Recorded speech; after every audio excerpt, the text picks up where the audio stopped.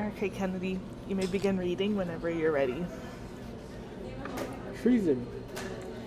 The delegates of the local Virginia legislature shouted at an outspoken patriot named Patrick Henry, who opposed Britain's Stamp Act of 1775.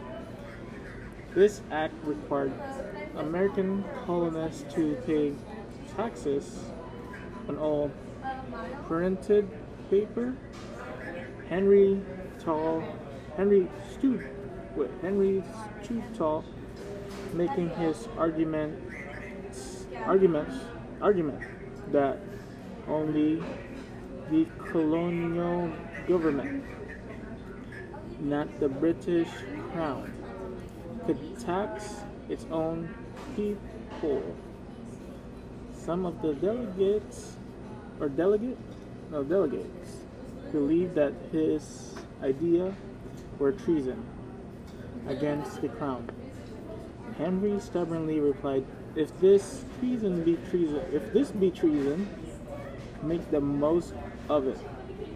Disagreement such as this argument between the American colonists and the crown were among the factors leading to the Revolutionary War. About a year after Henry's famous words, the crown hanged the America's first spy for treason, while behind enemy lines. A British officer tricked Captain Nathan Hale into telling his true identity and found document hidden in the soles of his shoes before his hanging on September 22, 1876. Hale is credited with saying his now famous last words, I regret that I have but one life to forgive for my country. His words inspired more men and women to spy for the American colonies. In 1778, a group of spies formed in New York City, site of British headquarters at the General George Washington. Following this request, Major Benjamin Talmadge called on his friends to become spies in the Copper Spy Ring.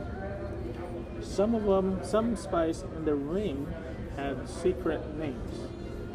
The leader of the Copper Ring, Abraham Woodhull, was known as Samuel Culpeper Sr.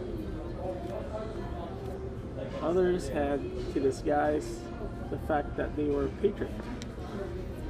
They used cover-ups that made them look like loyalists who supported the crown. In daily life, the spy served in different ways. One spy named Robert Townsend works as a tavern owner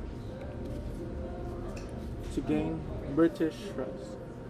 He wrote for a loyalist newspapers.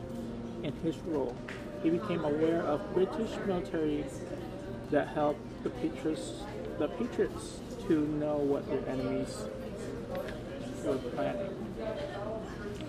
Very good. Often underestimated by men, many colonial women became important spies for the Patriots and also helped defeat the British to communicate with spies in the Culpeper Ring about hidden locations or documents of other spies. Anna Strong created a secret code by ordering clothes on her clothesline. A Quaker named Lydia Galag spies on British officers who had occupied her home. In secret, she took notes on their briefing about an upcoming attack by the coming British attack.